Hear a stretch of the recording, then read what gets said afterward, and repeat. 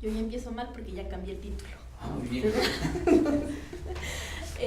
A la final reestructuré un poco lo que te había propuesto en un inicio, justamente para estar un poco más centrada en la propuesta de las jornadas. Entonces, voy a compartir con ustedes algunas reflexiones sobre la dimensión crítica del pensamiento-creación en el arte que llamamos vivo, expandido en nuestra región. Antes que nada, bueno, el participar en estas jornadas dedicadas al pensamiento crítico activó en mí el reconocimiento de que esta es una situación de hecho privilegiada, ¿no? Posible solo porque los que estamos hoy aquí estamos en un sentido bastante amplio fuera del círculo perpetuo de la necesidad, si no, no podríamos estar aquí.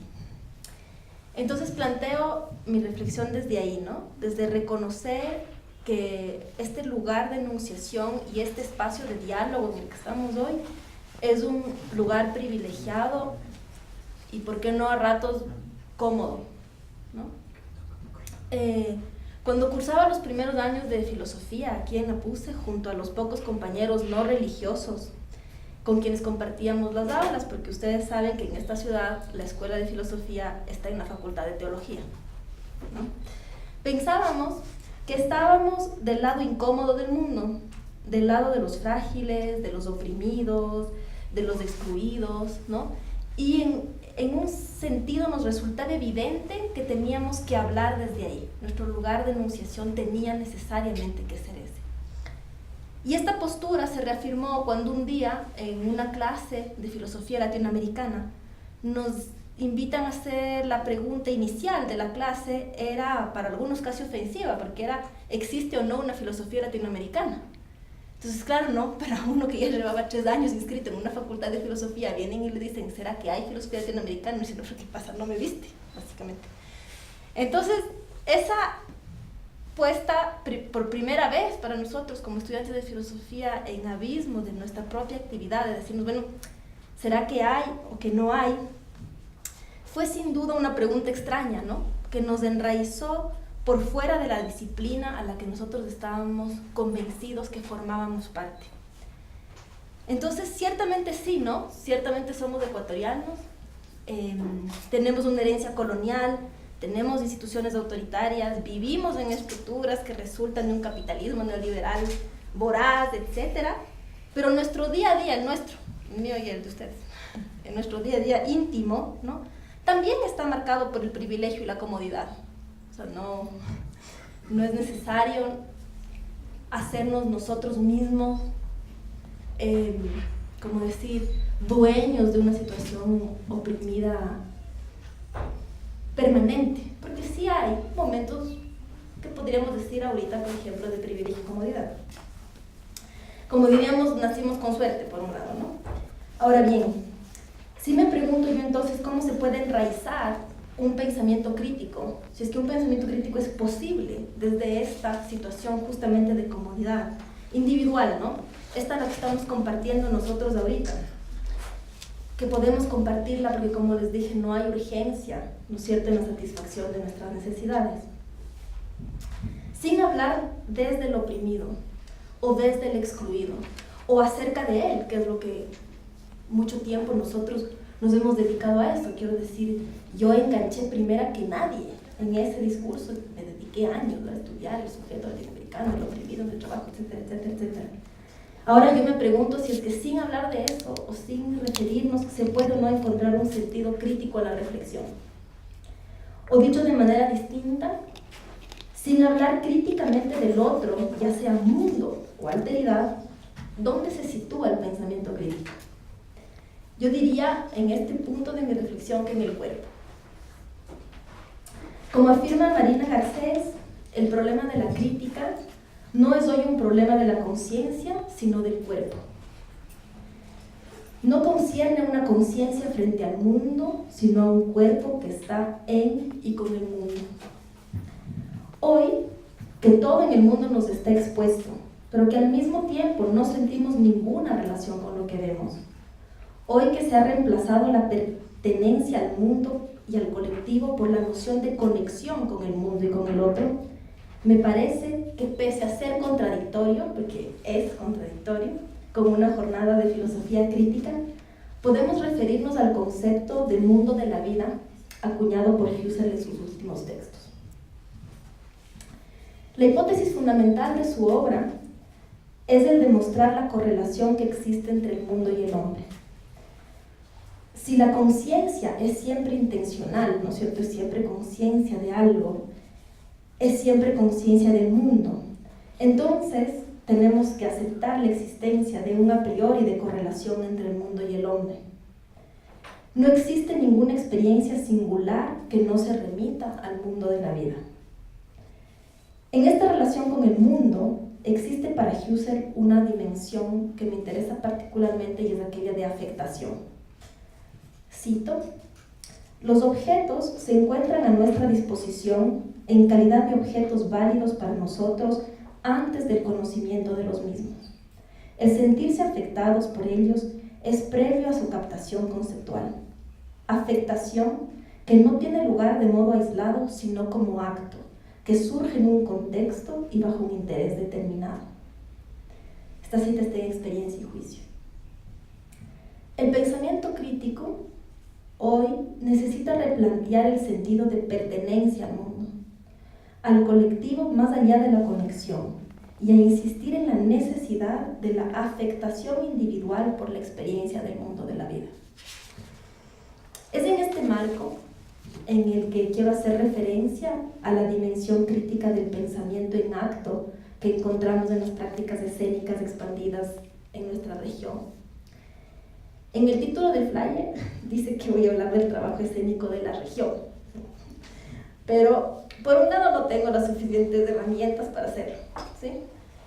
Y entonces, y como ya se me fue un poco de tiempo en esto otro, voy a hacer unas referencias puntuales a ejercicios escénicos actuales que les puedan resultar familiares porque son bastante conocidos o que les van a poder resultar familiares porque van a venir a Quito en las próximas fechas.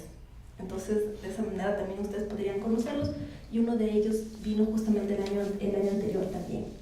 Entonces, quisiera estructurar la reflexión en 2 puntos.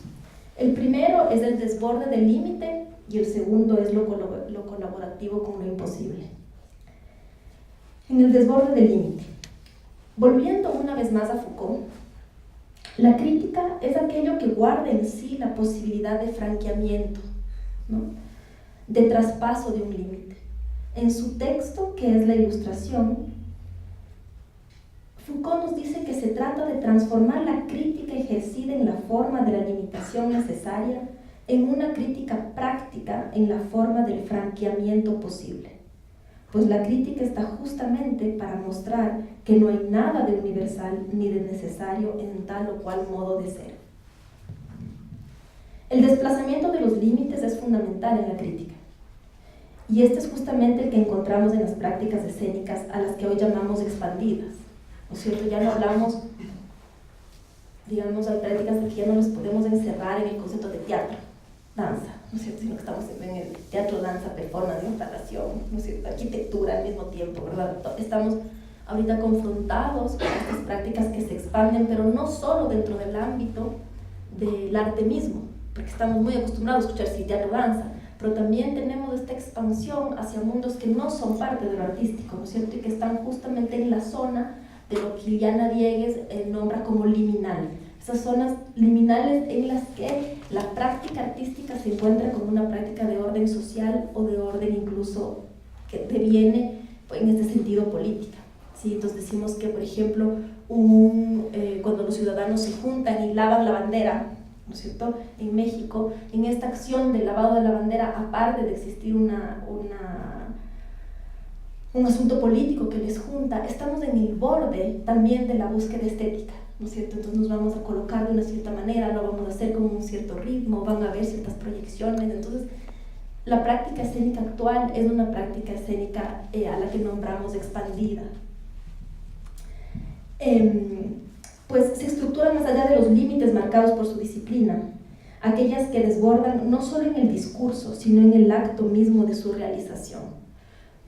yo quiero insistir en que mi aproximación desde las artes escénicas es justamente para mostrar que hay un pensamiento en acto que se está logrando, y la posibilidad también para la filosofía de tomar el riesgo y de ser crítica consigo misma, no solo de decir, bueno, vamos a pensar otros mundos, sino de decir, hay otros mundos en los que se hace filosofía, sin llamarla ni siquiera filosofía, pero solo porque es un cuestionamiento propio de lo que está sucediendo en el mundo y a su vez de la posibilidad de transformación. Vemos que estas prácticas salen de las convenciones escénicas para dialogar no solo con otras disciplinas, sino con otros espacios, otras personas que otrora estaban relegadas a la calidad de público expectante. Es justamente en este cruce de límite que se genera una experiencia capaz de afectar al sujeto. La relación con el otro es uno de los cruces de límite más relevantes. Las dramaturgias colectivas colombianas y los teatros políticos latinoamericanos de los años 70 salieron a los campos, a las minas o a las selvas en búsqueda del diálogo con los otros, para conocer su dolor y sus fiestas, para escuchar sus relatos y significar su memoria, tan divergente de las historias oficiales. Entre ellos encontramos las realizaciones del Teatro Experimental de Cali, el Teatro de la Candelaria en Colombia, Yuyashkani en Perú, el Libre Teatro Libre en Argentina, Escambray en Cuba, por ejemplo. Los años 90 marcaron en cambio el surgimiento de prácticas en las que la pregunta crítica por la alteridad pasó por ir más allá de la opción de hablar por el otro, para más bien brindar la posibilidad al otro de hablar por sí mismo. Este es el caso, por ejemplo, emblemático, ¿no es cierto?, del teatro del oprimido de Augusto Boal. Hoy en día, más que hablar del otro o dejar que el otro hable, se teje un discurso en común que hace eco con la afirmación de Marina Cortés de que la crítica ya no es un discurso que se presenta a otros, sino que es tejido con otros. Un ejemplo clave en nuestra región de este tipo de pensamiento crítico en acto es el trabajo que realiza el grupo Mapa Teatro en Colombia. Tomaré uno de los trabajos más conocidos, que es el proyecto Cundúa, que lo realizaron en el barrio del Cartucho en Bogotá. Este barrio reunía a poblaciones marginales de la capital, fue reemplazado en un rediseño urbano por un parque, que según el objetivo oficial, durante la alcaldía de Antanas Mocus, vendría no solo a mejorar el ornato de la ciudad, sino además a crear espacio público, del que todos, salvo los exhabitantes que serían desplazados, iban a disfrutar. Durante 2 años, entre el 2001 y el 2003, Mapa Teatro se instaló para trabajar con los habitantes y desplegaron varios dispositivos generando libros, instalaciones, videos, imágenes, fotografías, Y una de las etapas del proyecto, porque se dividió en 3 momentos, una de las etapas del proyecto consistió en armar una instalación con los testimonios de las personas que habitaban el barrio. Estos testimonios contaban historias de la vida en el barrio, contaban cómo se imaginaban que iba a ser después su barrio, contaban historias cómicas, historias tristes, historias muy cotidianas del barrio. Todo esto fue filmado y esta instalación fue colocada en el parque mientras se estaba construyendo. Entonces todo transeúnte que pasaba por el parque en construcción podía ver y escuchar estos testimonios. Ya ahí vemos la creación inmediata de esta tensión entre un discurso formal en el que decimos estamos embelleciendo la ciudad, estamos creando espacio público, y gente que está diciendo, bueno, esta era mi casa, y me están sacando, y el reconocimiento del otro, que era marginal, que era pobre, que evidentemente era criminal, en un sentido igualado a mí mismo, porque tiene también un relato cotidiano, Tiene sueños, tiene historias, las está contando y yo las estoy viendo mientras la cuento. Al mismo tiempo, mientras esto sucedía en el parque, en el museo de la ciudad, por circuitos cerrados, se proyectaban las imágenes del parque en construcción. Y todo esto era simultáneo. En esta, utilización, ¿no es cierto?, se sale de lo que Giordano nombra el círculo más o menos previsible de la crítica, que siempre va a estar en la academia, en el museo, en la exposición, en la universidad, en el artículo de opinión, la presentación del libro, la exposición, Y se trata de crear, en realidad, circuitos nuevos que son imprevisibles, que articulan de otro modo espacios habituales con los espacios activos. Entonces sí, yo tengo un espacio habitual, tengo un museo, Mapateatro me coloca en el museo una exposición, pero al mismo tiempo se activa un espacio nuevo, un espacio imprevisible, que necesariamente hace que el sujeto se cuestione críticamente sobre lo que está sucediendo en acción en ese momento y genere su propio pensamiento. Yo no te digo qué pensar, yo te disparo, funciono como un operador de tu imaginario, ¿no es cierto? Por otro lado, como se genera un espacio relacional en el que se levanta una reflexión crítica, que no es unidireccional, sino más bien disparadora, asistimos a un detonador de nuestra afectación ante el mundo de la vida al que pertenecemos. Puede haber paso para el extrañamiento, pero no para la indiferencia. Uno puede pasar y decir, ¿qué será? Pero no pasas, simplemente, ¿no? Además de visibilizar el discurso de un sujeto que no tenía voz en el proceso, que sin embargo le retiraba su espacio vital, este proyecto crea una acción colectiva en la que nadie está siendo instrumentalizado. La fantasía colectiva que se activa en esta creación permite la instalación, como lo indica Ileana Diegues, de una aguda mirada política, en tanto despliega imágenes y procesos alternativos fuera de los parámetros de permisibilidad. Y en esta instancia, donde el arte no solo crea espacios metafóricos de resistencia, sino que contribuye directamente a procesos íntimamente restauradores a largo plazo. Son acciones que no se agotan, sino que tienden hacia el futuro, porque son acciones corporales. Pasan por el cuerpo antes de pasar por el intelecto, y el cuerpo siempre tiende. Como nos dice Merleau-Ponty, lejos de agotarse en el instante en que tiene lugar, la acción corporal abre un campo, inaugura un orden, funda una institución o una tradición. Por último, hay que recalcar que existe en la propuesta de MAPA un cuidado por lo formal también, que es importante porque es justamente este cuidado el que visibiliza que se trata de una intervención en diálogo con el arte, con el trabajo artístico, que se asegura de lograr el paso de lo que sucede en el discurso real hacia un discurso simbólico. Y lo hace evidentemente de una forma crítica. El segundo punto que quiero tratar con ustedes es el tema de lo colaborativo y lo imposible. Asistimos a la paradoja de un mundo que nos ofrece una infinitud de posibilidades, pero a la vez nos ancla en la inacción y la repetición. Este es un mundo en el que todo es posible, pero a la vez no hay chance, ¿no? Marina Garcés, en su libro Prisiones de lo Posible, llama a esto contingencia irrevocable. Hay pues una convicción generalizada de que no hay alternativa al mundo tal cual está estructurado, y esta convicción se enraiza en la falta de afectación, en la distancia que creemos se puede mantener con el mundo, sin percibir la intuición husserliana de correlación. Esta paradoja tiene además un acento, que es el de la producción. El trabajo, que es la actividad mediante la cual el hombre puede transformar el mundo a la vez que se transforma a sí mismo, actividad que puede permitir el puente entre la necesidad y la libertad, como nos indica Bale, ha sido reducido a su nivel de producción desde el segundo Marx del Capital. Ya no trabajamos para transformar al mundo y relacionarnos, sino que, retomando la categoría propuesta por Arendt, obramos para llenar al mundo de nuevas obras. Criticar los modos en que existimos es criticar los modos en que trabajamos, y es en ellos de los que se hace evidente la presencia de sistemas opresivos, pues siempre hay alguien que manda y alguien que obedece. Sin embargo, hay intentos en múltiples dimensiones sociales de salir de esta división.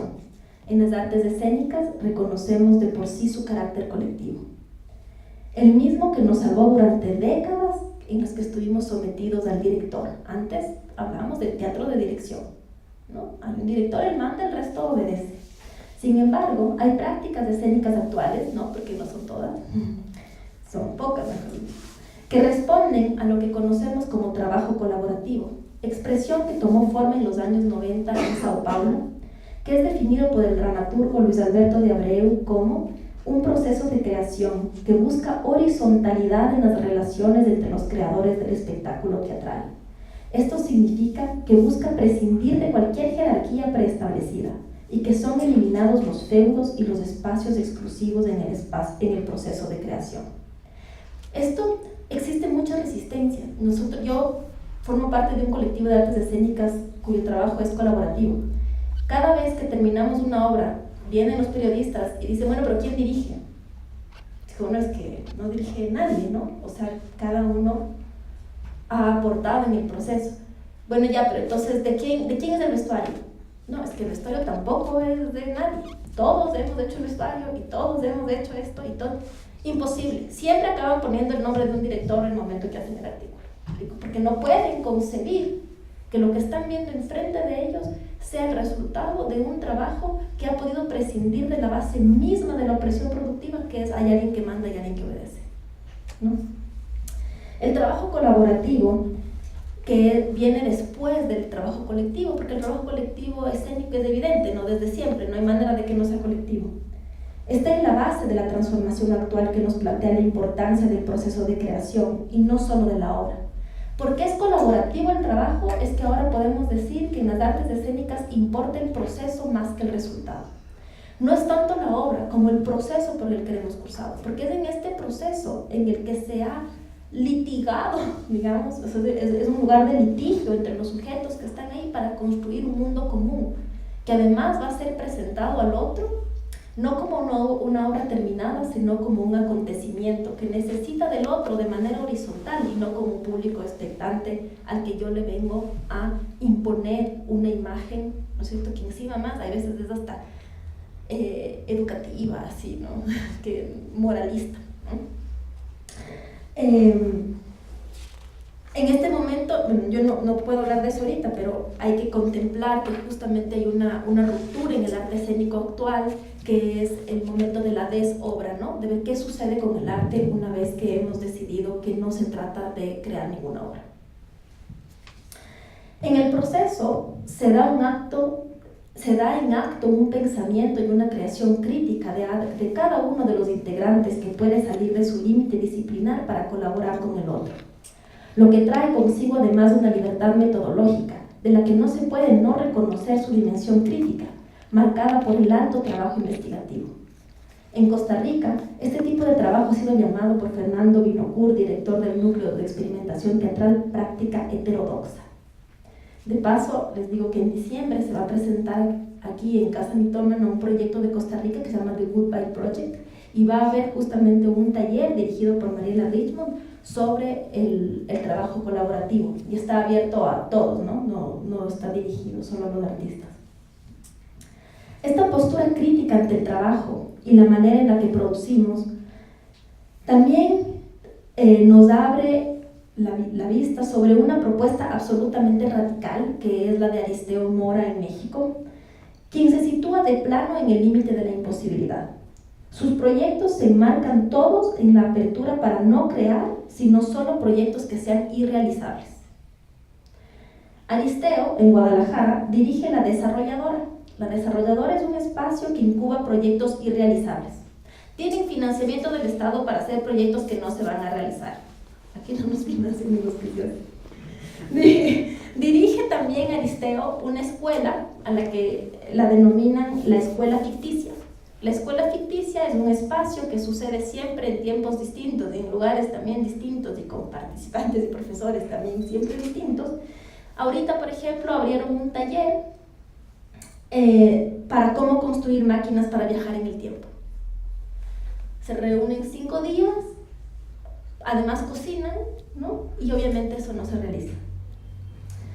Aristeo visitó Quito con uno de los proyectos con que viaja a varios países, que se llama el Colaboratorio de Ciudades Imposibles.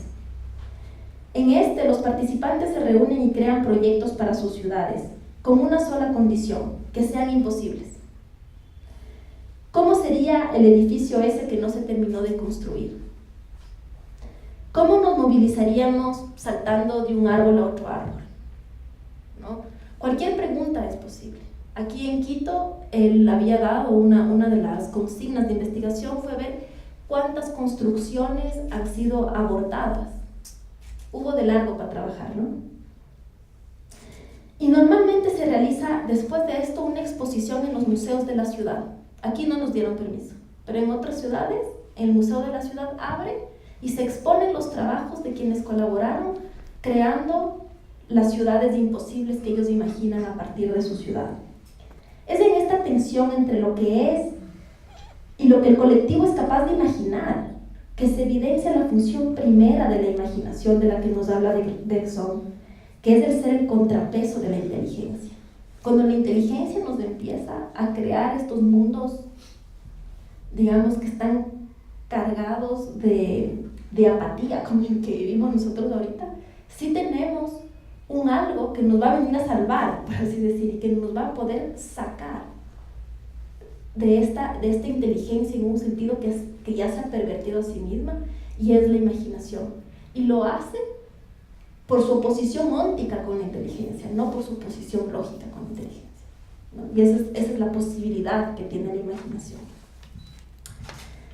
En fin, para cerrar, simplemente quisiera citar un texto de Esther Jordana, que está en su texto El arte de la indocilidad reflexiva, y que dice: es necesario exigir a la crítica esa indocilidad, esa inservidumbre a la que aludía Foucault, una inservidumbre ante todos esos micromecanismos de coacción, desactivación, regulación, contra esas microcensuras, contra esos cálculos en base a la propia posición, pero también resistencia contra la aceptación de esos microprivilegios, microseguridades, de valorización en términos de influencias o reconocimiento que refuerzan esos mecanismos que afectan en un sentido fuerte a los agentes de la crítica, y combatir tanto las consecuencias silenciosas que padecen aquellos que la ejercen como los silencios cómplices de aquellos que, presentándose en nombre de un discurso crítico, se mantienen alejados del límite de una crítica que los ponga en riesgo.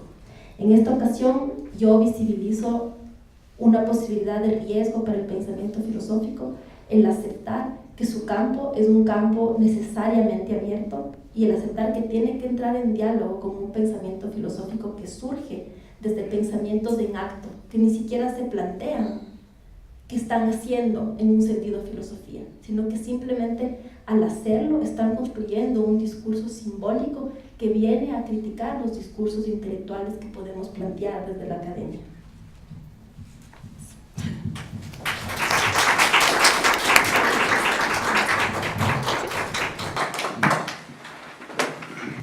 Buenas noches con todos y todas. A ver, hacer una reflexión sobre el pensamiento crítico es algo que se puede realizar desde muchas perspectivas teóricas, desde muchas entradas de experiencias personales. Es algo muy amplio, para tratar de conectar con lo que ha dicho Pamela y hacer algo más unificado, si no cada uno se dispara por su lado. Voy a hacer una entrada que conecte con el tema de la estética, que es lo que ha trabajado Pamela. Pero antes de esto, voy a poner una premisa. Yo particularmente considero que hay una derrota del pensamiento crítico actualmente. Y con esto no quiero decir que no es posible revivirlo, por eso era la idea de reinventarlo, pero creo que hay una derrota. Y esta derrota tiene que ver con que se ha operado en la época de la globalización aquello que Marx decía es la subsunción real del capital. O sea, el capital se ha tomado todo, la vida humana e incluso la vida natural, no humana. Y es porque la ideología del capital se hizo mundo, ¿sí? Se materializó de forma total y absoluta. Eso es lo que muchos llaman la expansión de la lógica mercantil. El Bolívar Echeverría dice que el valor está hecho individuo, está en cada uno de nosotros, está el valor materializado. Y claro, cuando la ideología del capital se materializa de forma absoluta, y esto es esta sobreproducción nauseabunda de mercancías de todo tipo, lo que hace es suprimir los espacios vacíos o los espacios del deseo, ¿verdad? La pregunta, el no es, el aún no, la negatividad. Y entonces se vuelve un mundo de la afirmación absoluta, radical y asfixiante. Es más o menos como ir a un supermercado, ¿no es cierto? Y más los supermercados de los países desarrollados donde todo está así. Y no hay un espacio, es una mercantilización que genera una especie de cosa pantanosa que nos traga. No hay espacio. Y ese espacio vacío puede verse en muchos terrenos, ¿no es cierto? Deseo, pregunta. Por eso están arrinconadas las ciencias sociales y humanas, no se diga la filosofía. No hay pregunta, solo hay respuestas, no hay pregunta. Y eso es la derrota del pensamiento crítico, porque el pensamiento crítico no es más que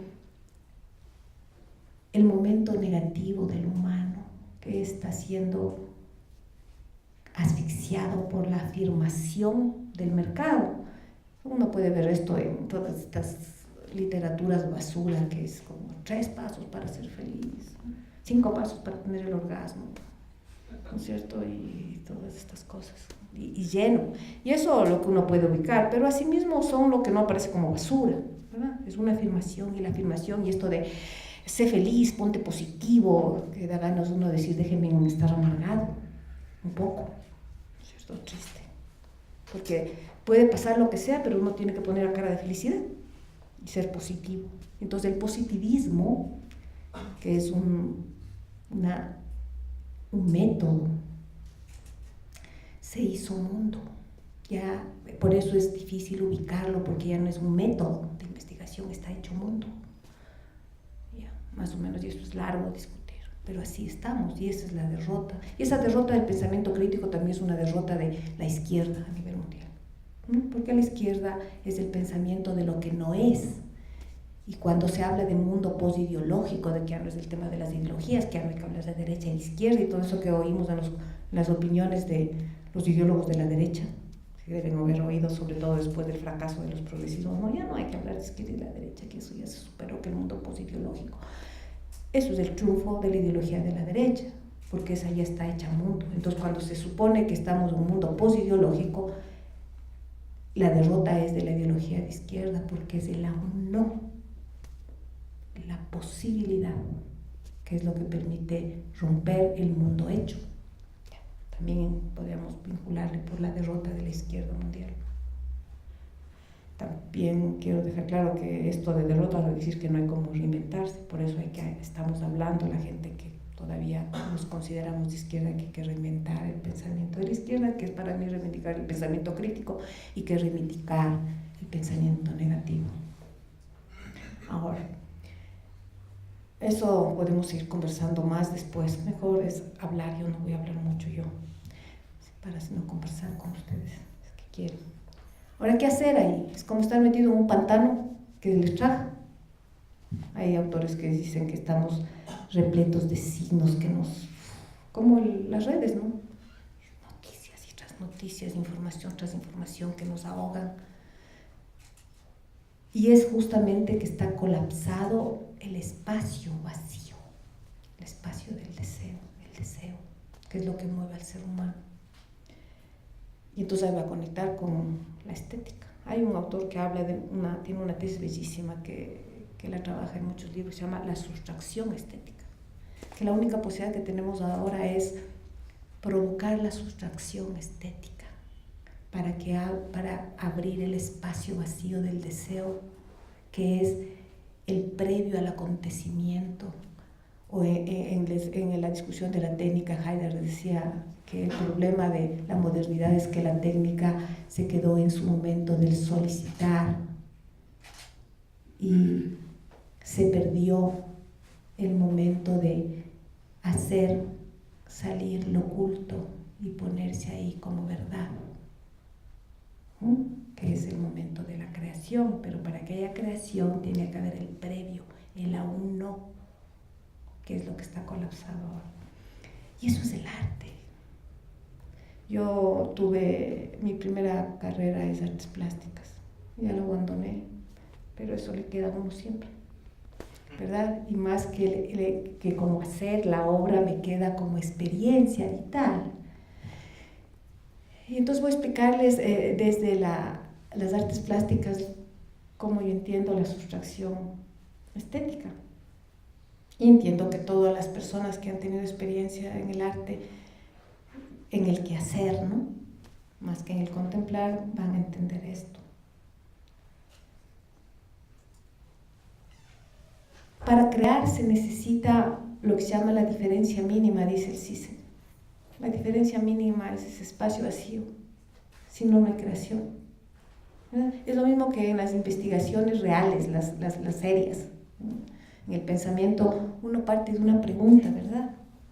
¿Qué quiere decir que uno parte de una pregunta? Y luego vuelvo a la estética. Es que algo no tengo certeza de algo, es la duda, dudo. No tengo certeza, no está afirmado, no es. Es la pregunta que mueve el pensamiento humano y mueve la investigación. Por eso es que nos enseñan a hacer preguntas. Bueno, ahora con la reforma universitaria ya no, o sea, gradúate con un examen ridículo ahí, sigue adelante. Pero cuando era serio esto, ¿verdad? Lo más difícil, y eso saben los chicos que están estudiando, cuando es la pregunta, ¿no? Cuando se hace un proyecto de investigación, lo más difícil de hacer es la pregunta. En la pregunta podemos jalarnos meses y no logramos hacer la pregunta. Porque es deshacernos de estas certezas, de estas afirmaciones, de estos placeres puestos sin tener deseo. Es jodido. Pero en el quehacer estético eso es fácil. Yo siento que es fácil. Es más o menos como pensando en las artes plásticas antiguas, ¿no? No en las de ahora. Es lo mismo, pero yo no estoy familiarizada con los audiovisuales que son ahora, ¿no? En la clásica está para ser más visual, ¿no? O sea, el bastidor y la tela templada, blanca, vacía. Y ese vacío es un espacio mínimo para poder recuperar la técnica como el hacer salir lo oculto, la creación, la producción de mundo, recuperar la angustia de la libertad, no la del mercantil, entre elegir un jabón y otro jabón, sino ese terror que provoca el enfrentarse a hacer, a crear y no a reproducir y a crear. Entonces, cuando uno tiene el espacio ese ahí, ¿no? Es terrorífico. Esa es mi experiencia con la plástica. O sea, nos hacían templar, me acuerdo de Pablo Barriga, que era mi profesor. Y entonces uno estaba frente al bastidor con la tela y es terrorífico enfrentarse a eso. Es el terror de la creación. Es la angustia de la que hablaba, o la desesperación más de la que habla Kierkegaard, para que se produzca un acto de fe, que es cuando empieza a crear. Y eso es la teoría crítica. La teoría crítica es despojarnos de las certezas. Y el problema es que este mundo actual, mercantil, capitalista, al extremo es el mundo de las certezas, ¿no? Incluso que está invadiendo el arte, no tanto la estética, pero el arte está invadido, ¿no? Es como todas unas corrientes locas estéticas que comenzaron a circular por las universidades de dame un libro de Bourdieu para sacar un concepto para crear la obra, decía. Querían sacar la idea del concepto de un libro, cuando la creación sale de una angustia que tiene que ver con enfrentarse al vacío. Es más o menos como cuando se hace puenting, ya para cerrar, ¿se han hecho puenting? Claro que están con el arnés, ¿no es cierto? Eso era la utopía, el arnés era la utopía, eso se acabó. Entonces ahora tenemos que lanzarnos al vacío sin arnés y por eso es que no nos estamos lanzando, porque es complicado. Ya hablando de procesos de transformación social, Antes nos lanzábamos al vacío que es la revolución, con el arnés de la utopía, ese era el pensamiento crítico, eso se acabó. Y ahora nos toca lanzarnos sin arnés, es como lanzarse del puente sin...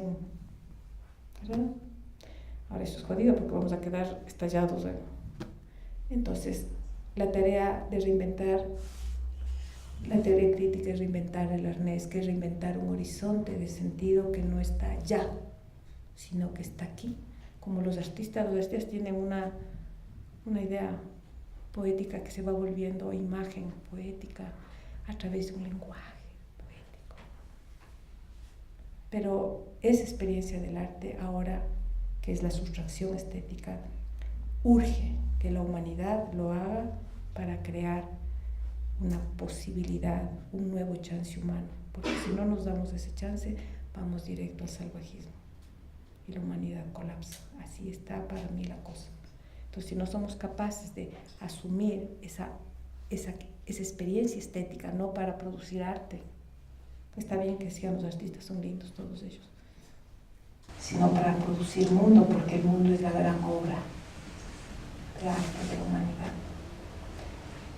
Y si no hay pensamiento crítico, no va a haber esa posibilidad. Y por eso les felicito, con esto termino, a este grupo. Me parece genial que tengan convocatoria en un momento en que, por la reforma universitaria, que es otra cosa mercantil, las ciencias sociales, humanas y la filosofía está prácticamente, ¿qué diremos?, enterradas, ¿no? Ya no sirven para nada. Eso vivo hoy en la universidad, no sirven para nada. Ahora todo es un tema ni siquiera de la técnica, es un tema de, no sé, de qué será, ¿no? O sea, dicen, todo tiene que estar conectado con el plan de desarrollo, toda tesis. Entonces, ¿cómo vamos a hacer tesis de teoría o filosofía si no todo tiene que estar conectado con algún objetivo de ese plan absurdo que hicieron? Entonces, creo que el pensamiento crítico va por fuera de la academia. Y les digo yo que estoy trabajando en la academia más de 20 años. Pensamiento crítico no va en la universidad, no está en la academia, está por fuera de la academia. Y felicitaciones, y eso nomás les puedo decir.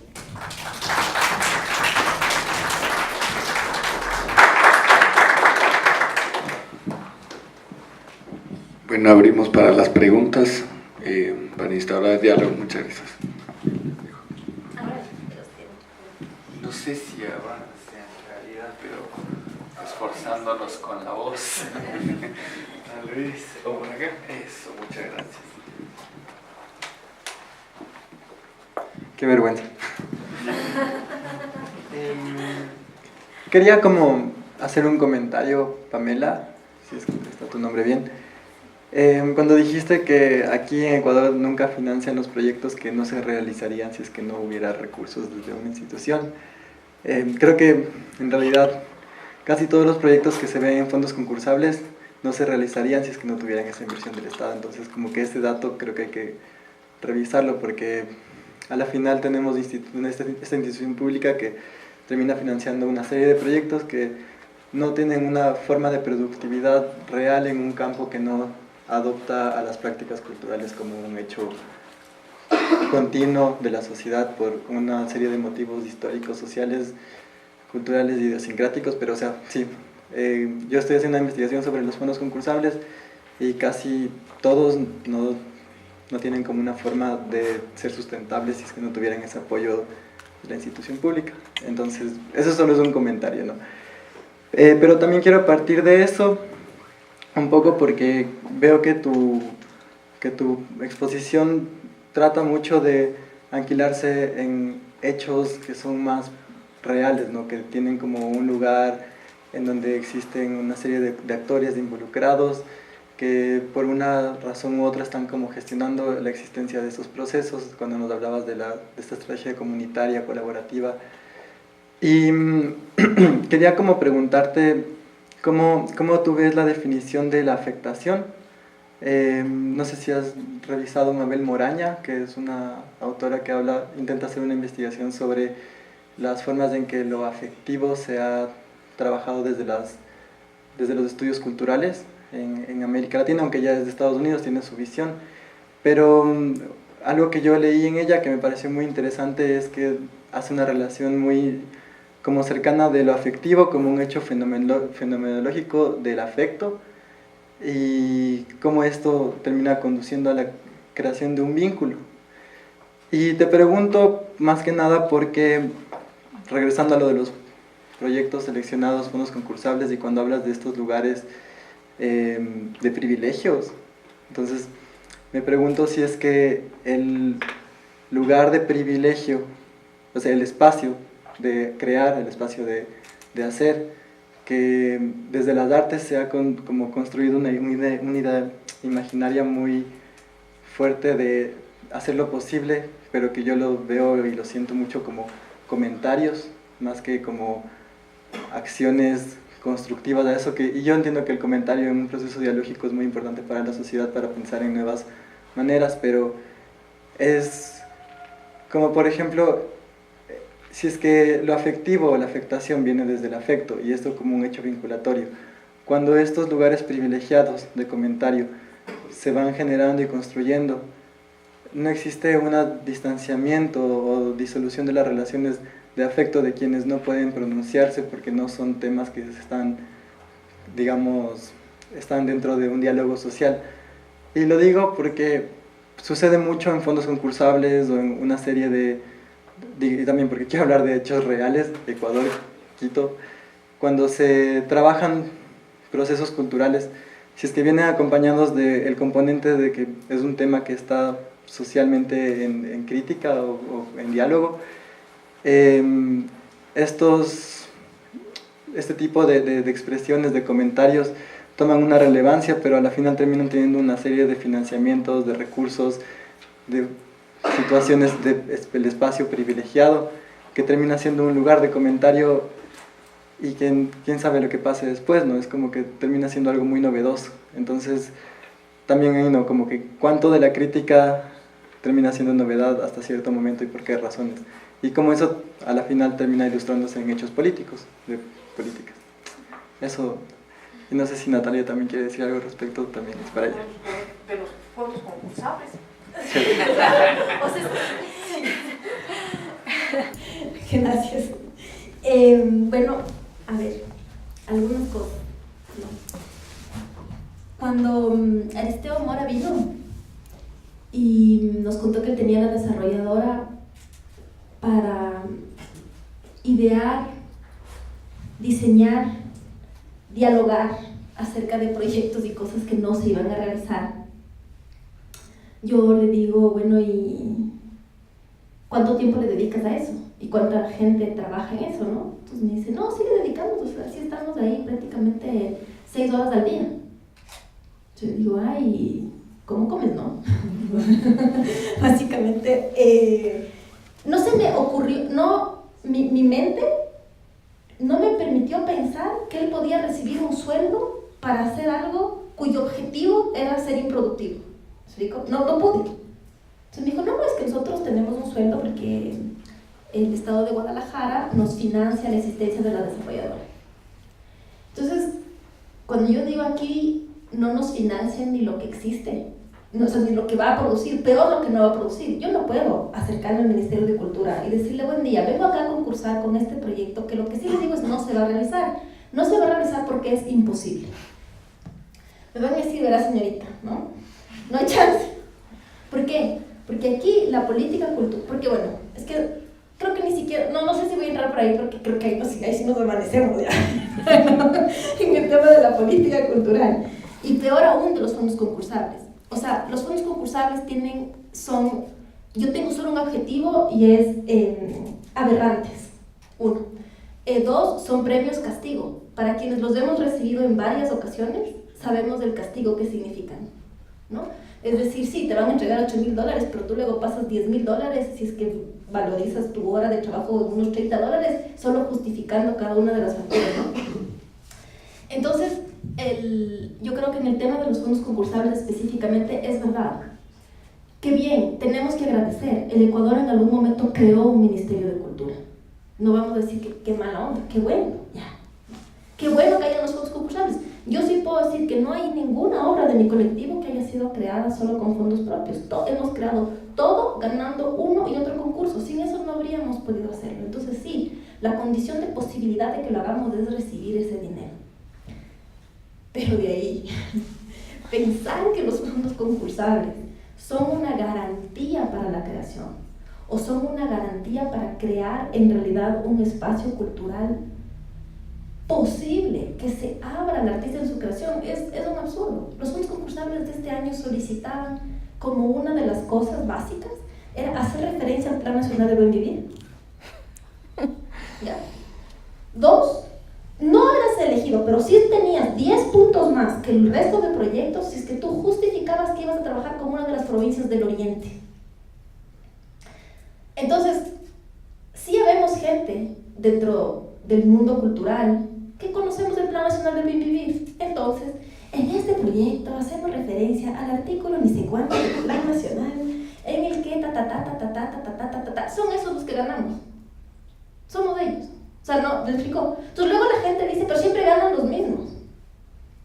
Pero es que obvio, porque somos los mismos los que ya entendimos, no entendemos lo que nos están pidiendo que hagamos. O sea, no estamos postulando para hacer lo que queremos hacer. Vamos a hacer lo que queremos hacer, pero para ganar ese premio tenemos que decir lo que ellos quieren oír. Entonces sí, mi obra tiene totalmente una relación con Morona Santiago que no te digo. Y así fueron estos premios. Segunda aberración, el monto. Antes te daban premio según difusión, si es que era de difusión, si es que era de creación, si es que era de publicación. No, ahora es 8,000 para todos, total da lo mismo, pues crear una obra que difundir una obra. Entonces dices, pero ¿cuál es el criterio de esa valoración? ¿Cuáles son los criterios? No hay ningún espacio para la libertad. O sea, en un Ministerio de Cultura y en unos fondos concursables no hay espacio para la libertad creativa. Nosotros ganamos un premio de Iberescena, totalmente lo contrario. Dije, qué bestia, respira. Tome el premio, haga lo que quiera hacer. Simplemente justifíqueme los gastos. Y yo, pero disculpe, no tengo factura, lo que pasa es que, verá, no hay el RUC. No se preocupe, mándeme un recibito. ¿En recibera? No, en una hojita. Aquí, en los premios del municipio de Quito, nosotros habíamos intervenido una casa durante 3 meses. Intervenimos una casa de 150 metros cuadrados y ahí nos gastamos los $8,000 enteros. Yo tuve que fotografiar los 120 metros de cable para justificar que ahí estaba el cable y la silicona gastado. ¿Ya? Así. Entonces lo que quiero decir es, hay una irracionalidad en el funcionamiento de los fondos concursables de los que creo que podemos hablar 400,000 horas, o sea, es como, porque están equivocados desde el vamos. No son los que están equivocados, sino que vamos y equivocados. Y obviamente, en el tema que tú dices sobre cómo relaciona, o sea, cómo la final se relaciona en los procesos creativos justamente desde el ámbito social, por eso puse los 2 ejemplos. Puse el ejemplo de Mapateatro, que es un ejemplo anclado en el trabajo social y en el trabajo absolutamente político de la relación y la denuncia del otro, ¿no es cierto? O sea, Mapateatro va a trabajar con las personas que han sido torturadas, con las personas que han sido desplazadas, con las personas que han sido víctimas de la violencia terrorista. Con ellos va a trabajar Mapateatro, ese es su punto. Y desde ahí establece su crítica. Pero vemos también cómo en el caso de Aristeo no estamos de ahí. Estamos en el puro espacio de la creación misma, que es el imaginario puro. ¿Y qué más crítico en este punto de nuestras vidas que pensar lo que no produce? Que dedicar su vida a lo imposible y lo no productivo. En el Ecuador, lamentablemente, tenemos estamos muy encerrados, ¿no? No hablamos con los otros, no dialogamos. Entonces, en el ámbito de las artes escénicas es así. Nosotros inauguran el Festival de Loja. Festival de Artes Vivas, dice. Festival de Artes Vivas con una programación de colectivos que no tienen, de vivos, nada. O sea, el montaje más clásico, de lo recontraclásico. O sea, nos traen como gran cosa al Odín Teatro o nos traen como gran cosa a la Candelaria de Bogotá. Y tenemos que pensar que eso es, ¿no es cierto? Y nosotros volvemos a programar una vez más, con todo el respeto que yo le tengo al grupo, va en representación de las artes vivas, expandidas, contemporáneas del Ecuador, mala hierba. ¿Sí me explico? Entonces llega un punto en el que nuestra capacidad crítica, para mi punto de vista, tiene que abrirse en diálogo directo con los otros. Y decir, ¿qué está pasando? ¿Qué pasa en la región? ¿Qué pasa en el mundo? Porque al final nosotros, en base a decirnos que nosotros creamos desde nuestro punto, solo desde aquí, lo que importa es lo que hacemos aquí, solo nos estamos encerrando. O sea, el mundo es una aldea chiquitita, ¿no? Podemos dialogar y en ese diálogo criticar lo que estamos construyendo. Yo sí creo, yo entiendo contigo, Natalia, que hay una derrota, ¿no? Pero sí creo que hay espacios de luz, ¿sí? En el que el cambio, seguramente no colectivo y no masivo, pero sí del afecto individual, existe esa posibilidad, ¿no? O sea, de ver estos grupos siendo afectados individualmente y creando un cambio. Y en ese sentido, lo que comentabas del afecto, hablo del afecto en relación estricta al concepto de Husserl, ¿no? Que no tiene que ver con el afecto de lo afectivo, sino que con la afectación, ¿no? Sino simplemente con la relación, con la correlación directa que tiene la conciencia íntima del yo con el mundo. Entonces es digamos desde otra entrada. No sé si de los fondos concursables. Claro, pues. Es que hay veces que ya nos dan. Yo igual que en la política, yo soy política. O sea, el Estado cuando se mete a organizar a la sociedad y a acotar los movimientos sociales ya no tiene sentido. O sea, para mí lo mismo pasa con el arte y ahora lo que están haciendo, y eso les aviso porque se hizo una investigación, el ministerio pagó una consultoría para que se mapee todas las iniciativas autosustentadas de los artistas, de todas las artes. Claro, y uno dice, ¿para qué quieren hacer eso? O sea, ¿por qué quieren hacer ese mapeo de todo el país? Ya lo hicieron, ¿no? O sea, no de lo que ellos financian, sino de lo que la gente está haciendo sola. Entonces uno dice, ¿para qué hacen eso? Porque quieren ordenarles, porque quieren cooptarles, porque quieren joderles. Y para mí, o sea, sí hay, o sea, yo creo que lo único que yo veo que hay es en el campo cultural y artístico. O sea, yo veo un montón de grupos, ahí sí puedo decir, ¿no? Estaba hablando más en términos generales. Pero, por ejemplo, yo los veo chicos, yo tengo una hija que es eso. Ahí están, trabaja. Y lo hacen. ¿Verdad? Cuando entra el Estado, la caga. Porque como es que debería haber renta básica, deberíamos exigir todos, no solo los artistas, todos, que den renta básica a los artistas. La sociedad debería exigir eso. Obvio. Renta básica, no un tema de... Porque los fondos concursables son así, además con una concepción del arte precaria, dicen. Tiene que ser tema social. El arte no es un panfleto. O sea, el arte cuando es arte, es subversivo. No tiene que hablar de los obreros marchando al triunfo de la revolución, o sea, por Dios, o no puede ser, no es panfleto. Y lo que hacen los fondos concursables es priorizar. Yo voy a hablar sobre el tema de la violencia de género. O sea, ¿qué es eso? Así no se produce, no se crea. Y los chicos tienen que estar sometidos a eso para intentar ganar esos fondos. Y después todo lo que ha dicho Pamela, ¿no? O sea, les controlan hasta el primero, los artistas, la mayoría de artistas son precarios, deberían estar afiliados a los sindicatos de los trabajadores precarios. Les exigen para darle los fondos tener lo mismo que les van a dar en el banco. Les exigían. Claro. Ahora ya quitaron. Ya quitaron, pero hasta hace poco les exigían eso. Entonces, si tienen la plata que les van a dar, ¿para qué están pidiendo plata? Eso les exigían. A chicos que están, o sea, realmente haciendo un trabajo de la nada. Y yo creo que eso es mejor. A mí me parece que hay un movimiento en Quito que habría que registrar, un movimiento, como decían antes, underground de artistas.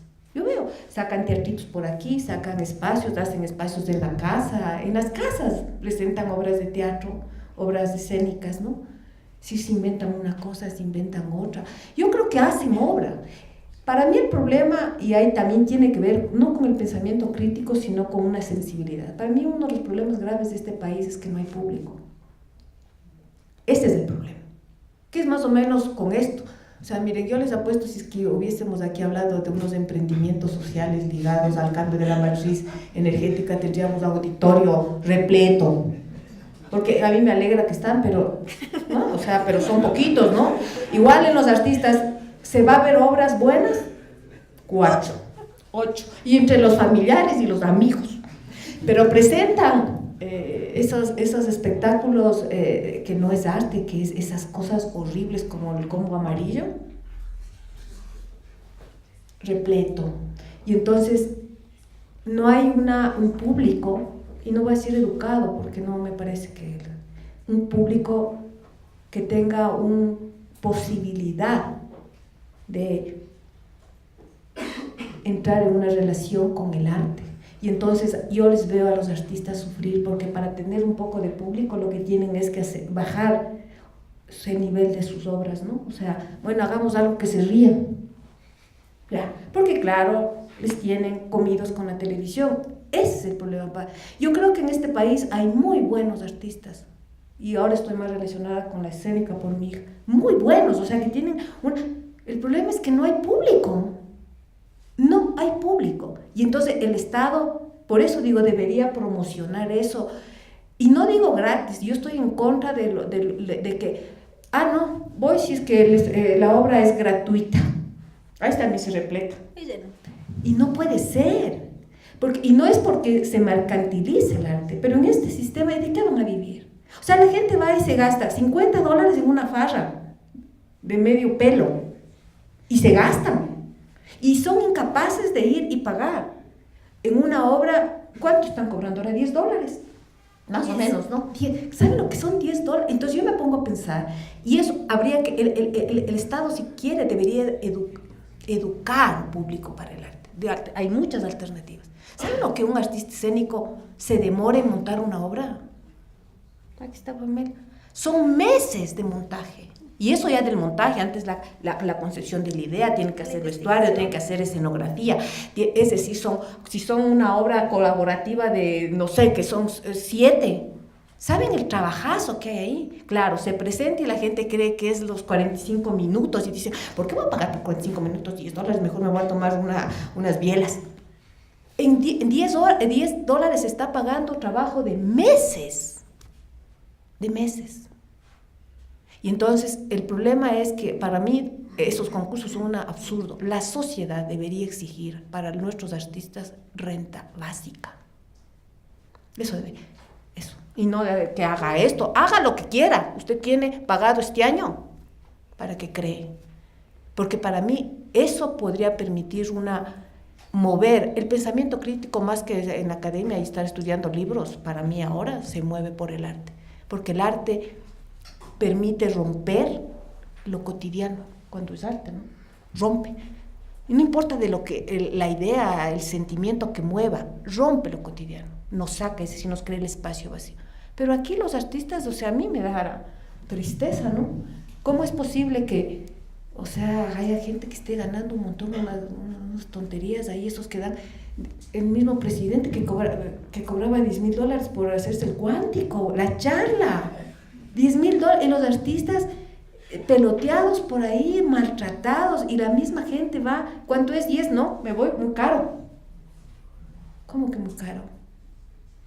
Y entonces ahí hay que educar. Por ejemplo, gente que tiene un sueldo como yo, debe pagar más a los artistas, no $10, debe pagar más.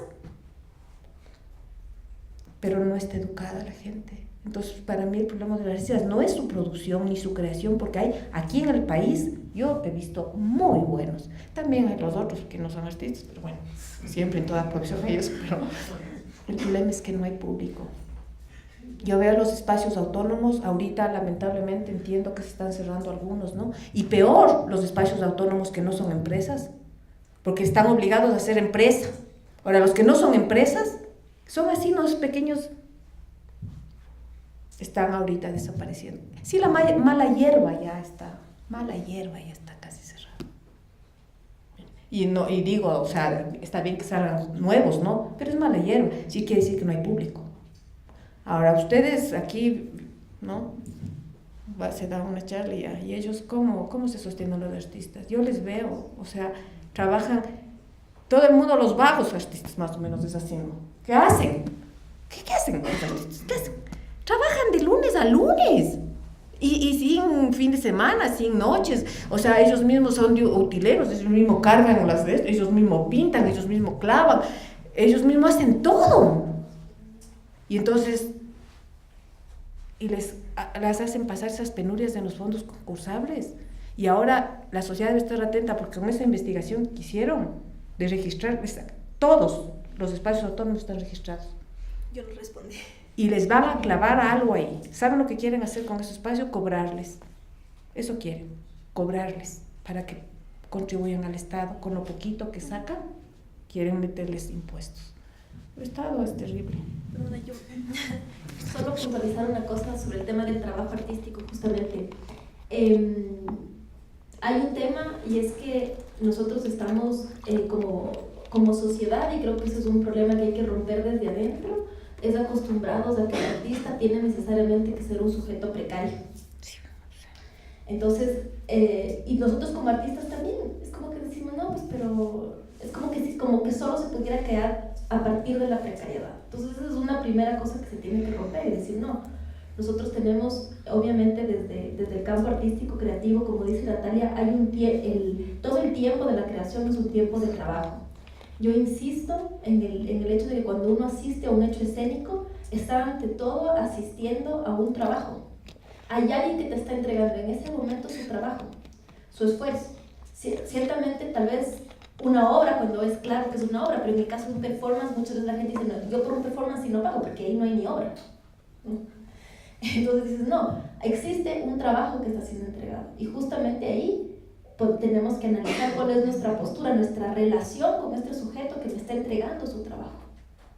¿Pagué para entrar? ¿No pagué? ¿Cuál es mi relación real? Para no generar estos espacios en ese sentido que se vuelven opresivos. Nosotros sabemos que si es que pones gratis, se llena, si es que hay que cobrar, no vienen, si es que... ¿Por qué? Porque no estamos conscientes de que existe un trabajo que está siendo realizado con, obviamente, esfuerzo y obviamente tiempo. Y escuchamos, ¿no? Pues yo también quisiera ser saltimbanque, pero me toca ser mesero.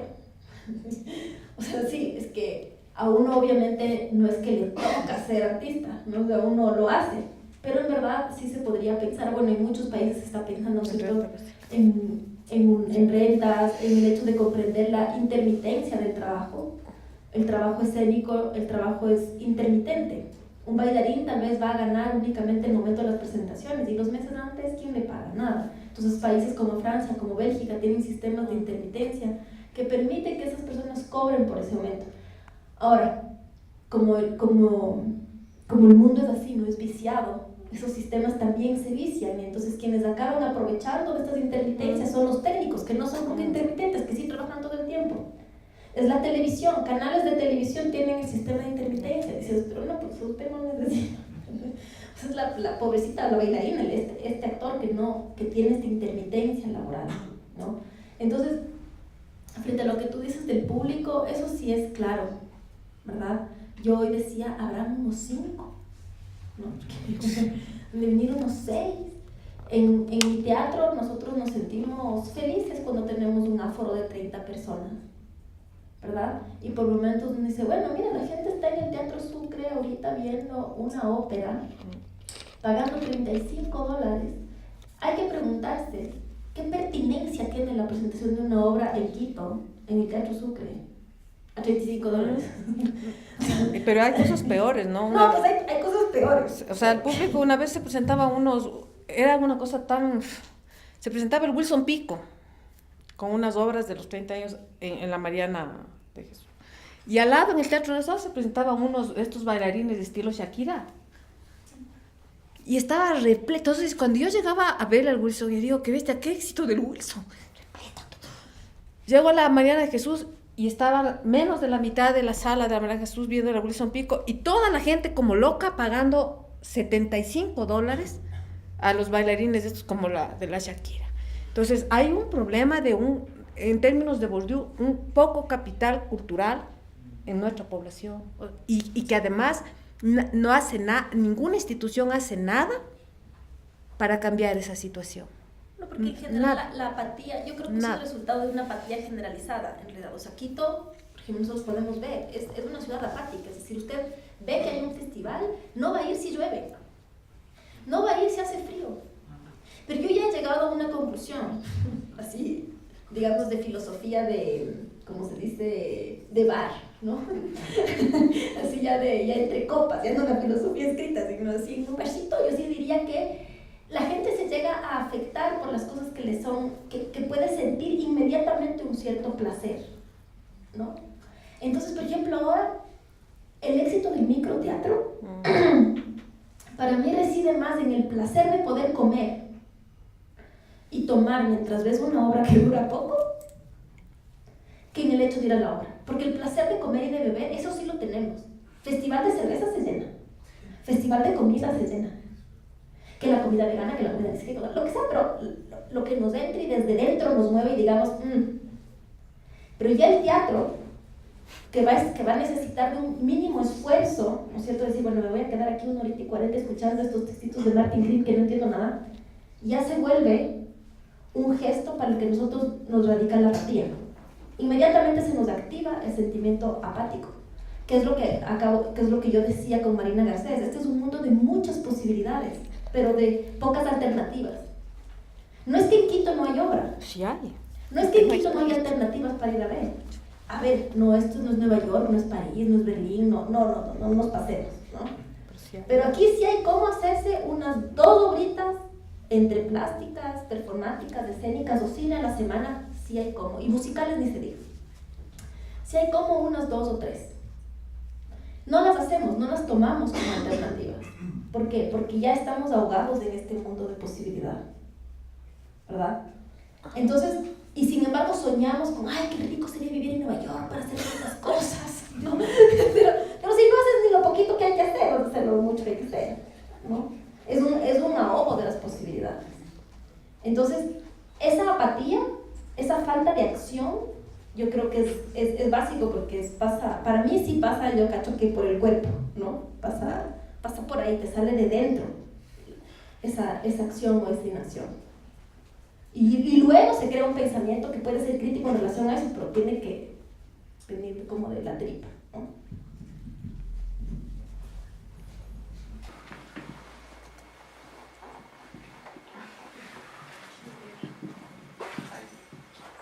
¿Quieres pasar o hablar desde ahí? No, Sí,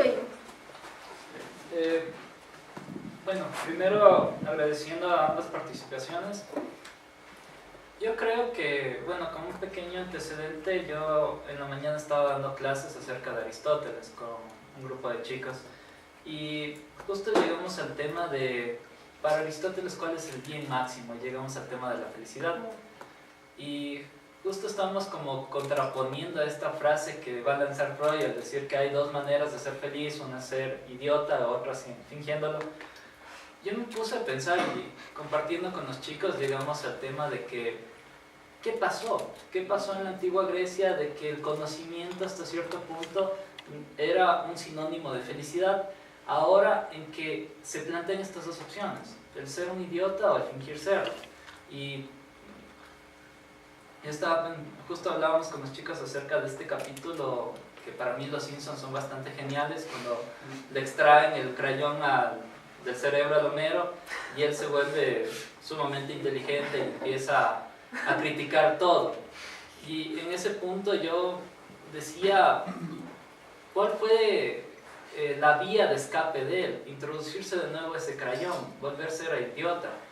Y en ese sentido, ¿qué está pasando a este nivel, a esta sociedad que básicamente es una sociedad del espectáculo, pero no del arte como tal, sino de este espectáculo, como decían, que igual se hacía una crítica que decía, ¿por qué antes en el canal, me parece que ahora es RTS, que pasaban noches del cine, ahora se da este tema de combate, de Calle 13, y cómo no hay crítica acerca, bueno, sí hay crítica, pero para la mayor población no la hay, sino es un producto consumible.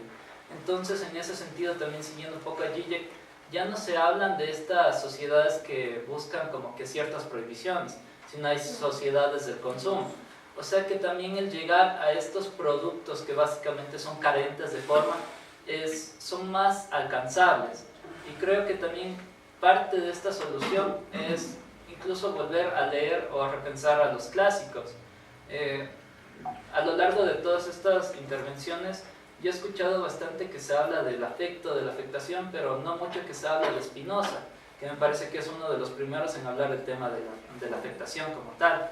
Y creo que un buen ejercicio que se puede hacer en este tiempo es justamente volver a eso, no quedarse con esta sociedad del espectáculo. De hecho, yo incluso les decía a los chicos de que ahora uno va en un bus y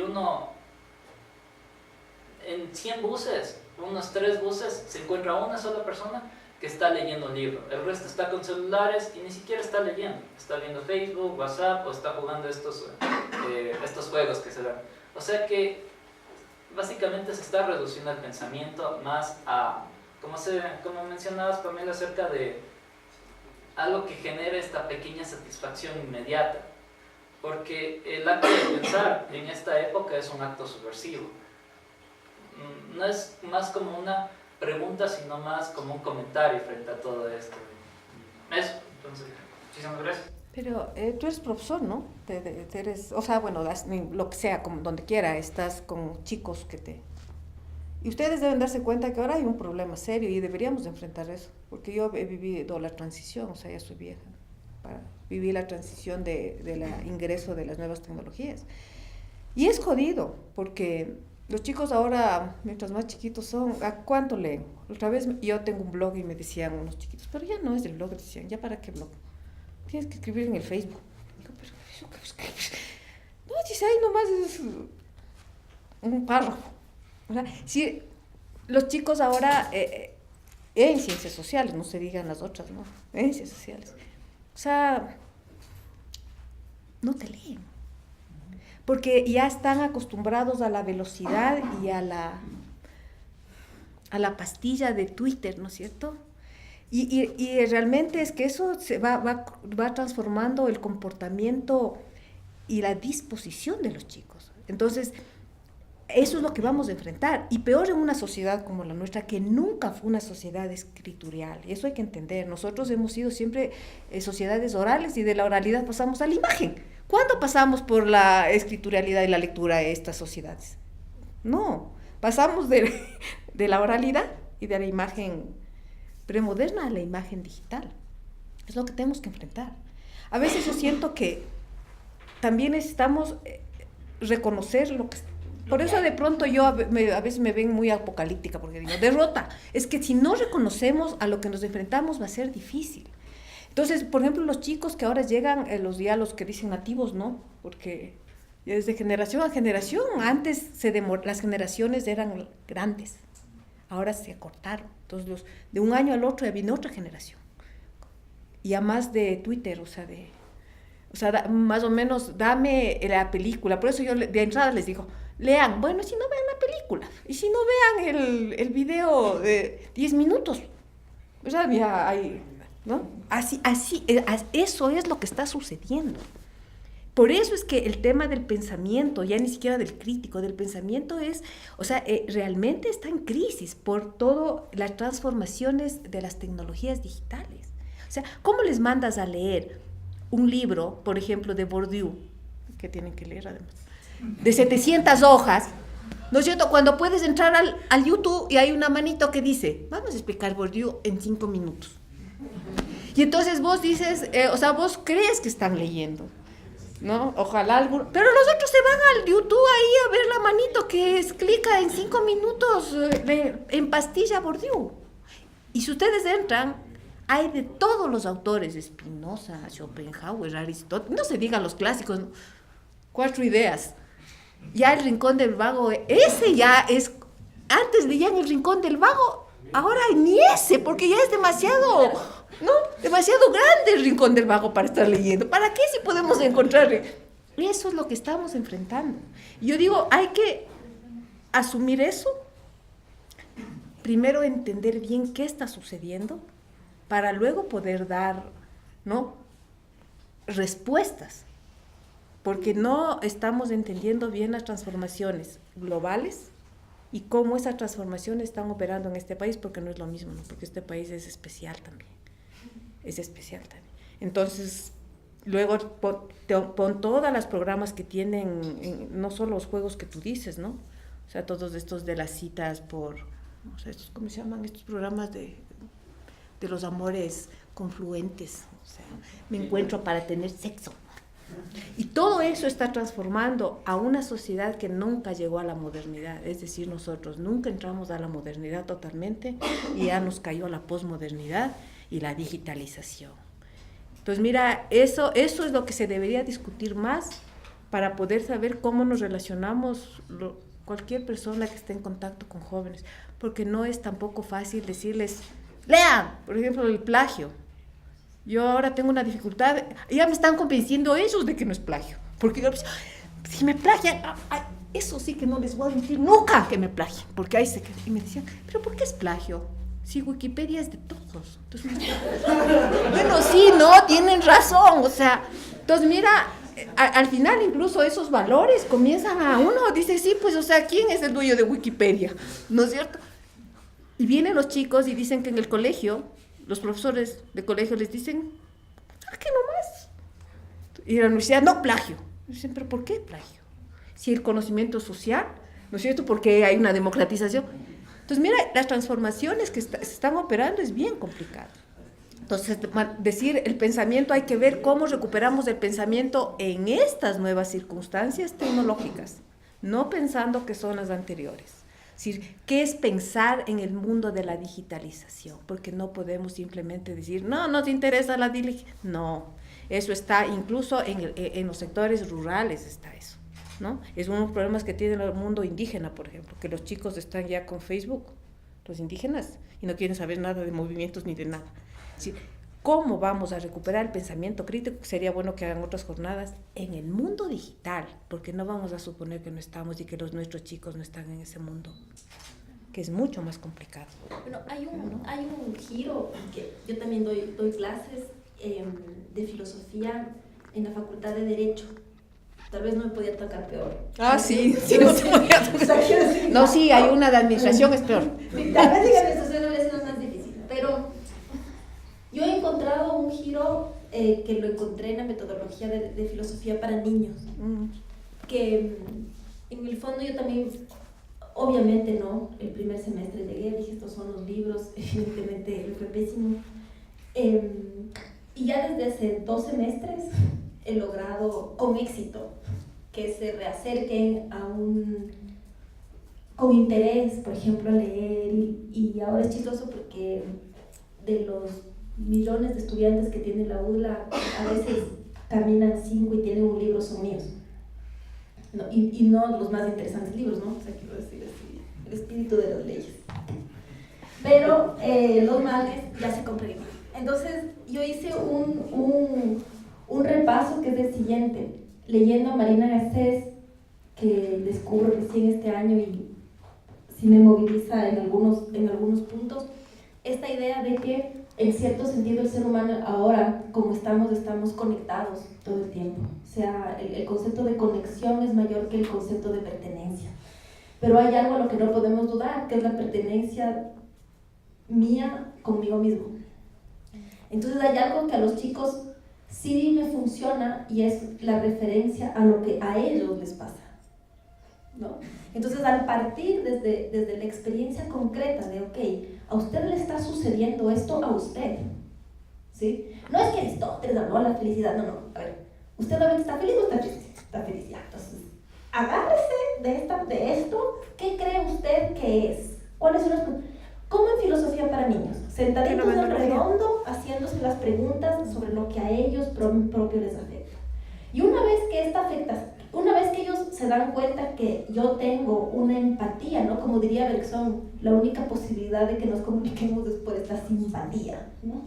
Que yo tengo simpatía por esto que les está sucediendo a ellos como sujetos. Yo les puedo decir de la manera en la que siempre les digo, fíjate qué lindo esto, como yo les decía a los niños de 5 años cuando yo enseñaba filosofía, esto ya se pensó antes. Entonces, a mis niños chiquitos de 5 años, cuando yo les hacía diferenciar entre lo que es una idea innata y una idea no innata, 5 años, ¿no? Ellos saben perfectamente. Y yo decía, bueno, un señor se llama Platón, pero ya van a ver más tarde, ¿no? Ahora en la universidad yo ya puedo decir, mira, esto que te está pasando, esto que tú estás sintiendo ahorita, ¿no es cierto?, que te acaba de pasar porque este profesor te maltrató, vamos a decir que es opresión, ¿ya? Esta opresión, hay gente que ya conversó sobre eso. Básicamente es demostrarles que a partir de su propia vivencia, de su propia afectación con el mundo, hay otra gente con la que hay como dialogar, como si fueran amigos, ¿no? Entonces ahora yo ya les convencí de que lo que pasa es que los libros son como si uno estaría sentado conversando, pero como ya se murió, ahora me toca leerle, ¿ya? Eso también trae problemas porque ellos creen que Rousseau nació en 1999, ¿no? Y que podrían conversar con él. Pero, quiero decir, si hay una posibilidad, yo encuentro de no desconectarles, porque es que el chico va a pasar por esa conexión y el chico primero va a ir a ver YouTube, pero cuando tú le encuentras el punto de afectación propia, se va a interesar en dialogar con este otro. Pero ya no como nosotros hacíamos en la escuela, no de filosofía, que eran maestros. Tú tenías que reclamar desde algún autor. ¿Tú qué eres? ¿Kantiano? ¿Hegeliano? ¿Spinociano? ¿Qué? Y uno tenía que decir algo medianamente respetable, ¿no? Entonces yo en su momento era hegeliana porque eso era difícil. Luego dije aquí para que nadie me joda, me hago Husserliana. A ver, dime algo.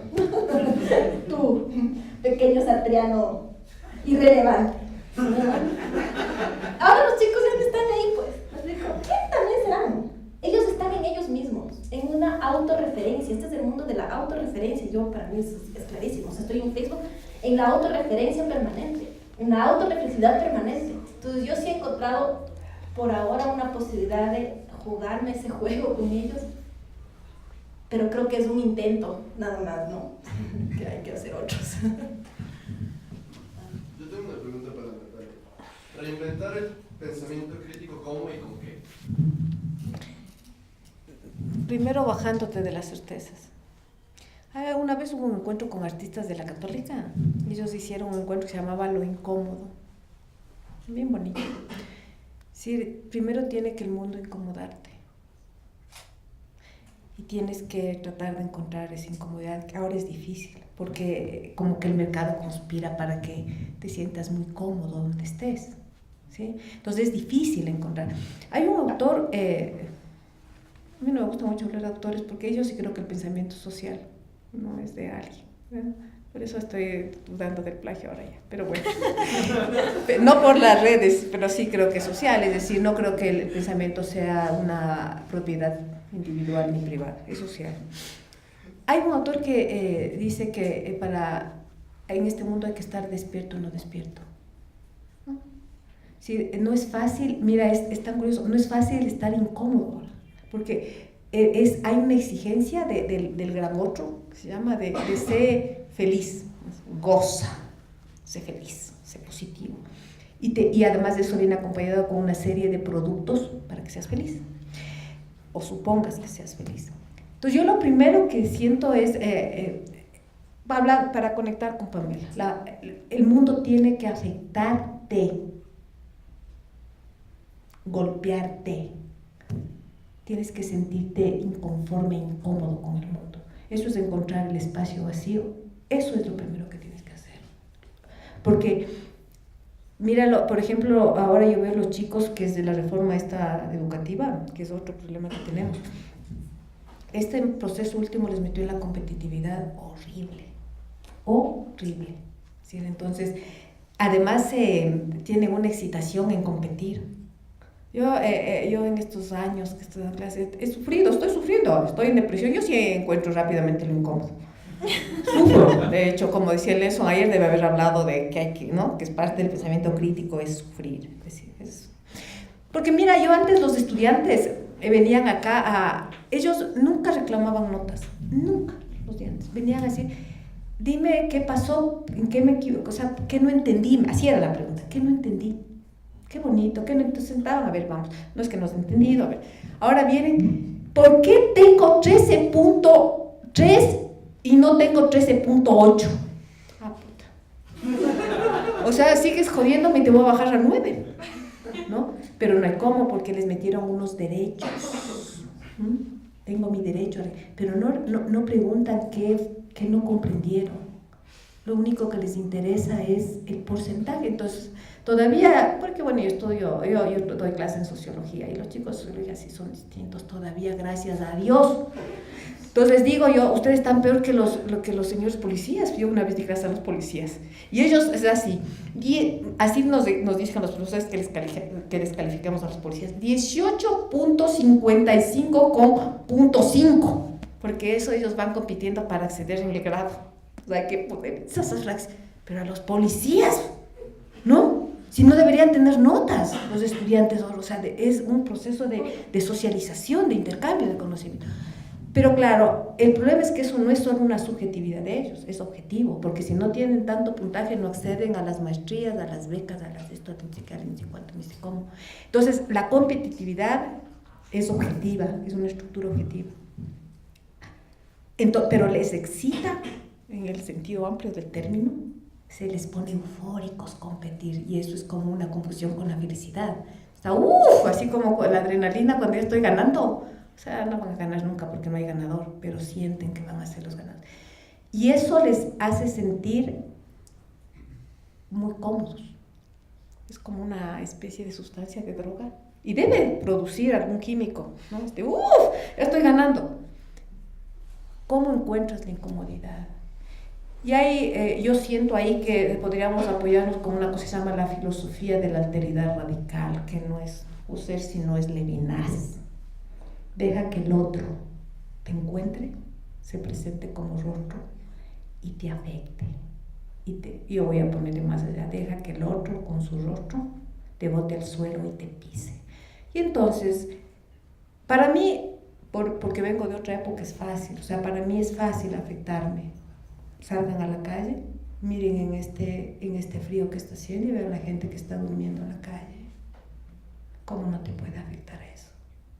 ¿Cómo no te puede afectar lo que están viviendo los sirios? ¿Cómo no te puede afectar el éxodo de los venezolanos? ¿Cómo no te puede afectar verles aquí, o sea, desterrados de su patria?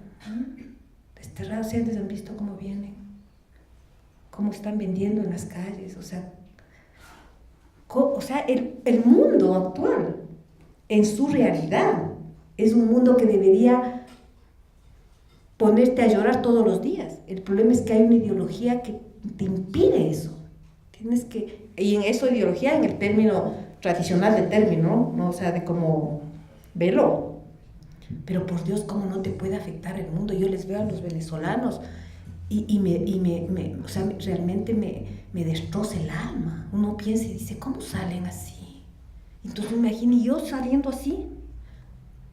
Y además estigmatizados, además que la gente les ve mal, ¿no? ¿Cómo ahora me fui a la Plaza Grande y veo unos perritos en el frío? ¿Cómo no me va a afectar? Pobrecitos ahí abandonados. ¿Cómo te va a afectar lo que está pasando en el sur? Les están reprimiendo a la gente ahí por oponerse a la minera, les van a destrozar su territorio. ¿Cómo no te puede afectar? Ya. El problema es que lo que decía Pamela, hay una autorreferencialidad ligada a las redes que no puedes ver más allá de tus narices. Ve un poco más allá, mira, no veas, mira y te vas a afectar. Y ahí empieza el pensamiento crítico, o el arte, que también empieza por ahí. Pero, ¿qué tipo de certezas crees que debería despojarse la izquierda? Verás, una certeza,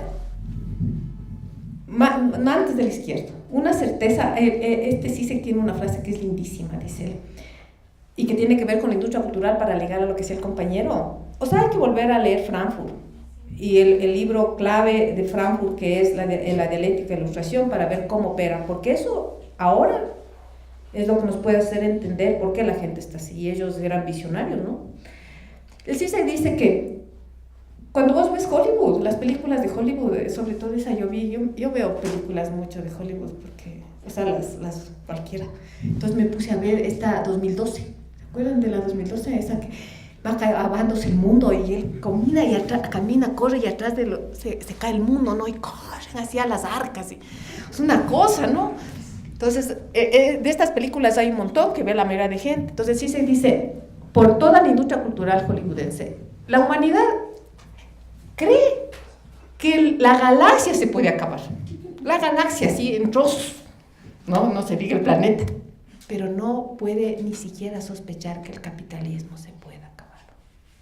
Mire, esa es una certeza que hay que desmontar. Asumir que el capitalismo es algo absoluto e inexorable. Nosotros pensamos que el planeta se va a derrumbar y el capitalismo va a seguir intacto en algún planeta extraño. Esa es una certeza que deberíamos bajarnos. Otra certeza que deberíamos bajarnos es pensar que es posible la recuperación de los estados de bienestar. Esto que digo es dolorosísimo. Porque mira, dicen, pensar en una sociedad distinta es utópico. Lo utópico es pensar que el capitalismo va a volver a tener rostro humano, es decir, estados de bienestar. Se están cayendo en Europa los estados de bienestar.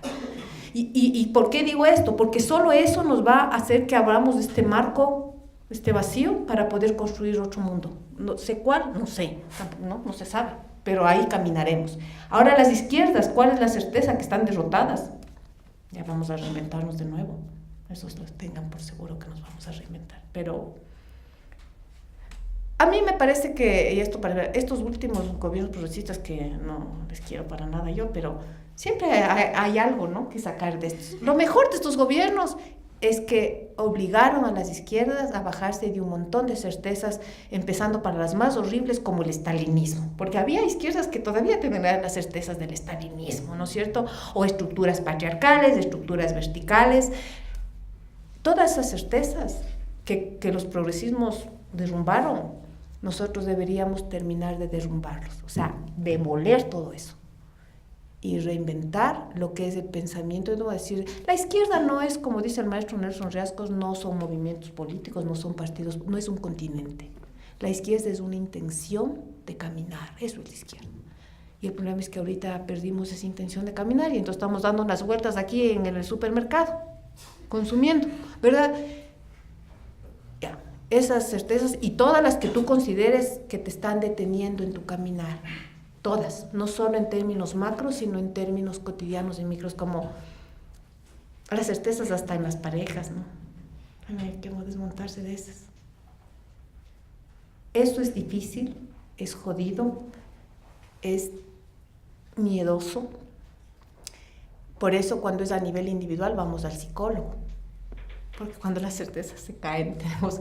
El problema es que esto hay que trasladarlo a lo social y uno se baja las certezas no de manera individual, y eso sí quiero decirte por si acaso, no, porque puedes suicidarte, porque sin certezas se pone en riesgo el ser.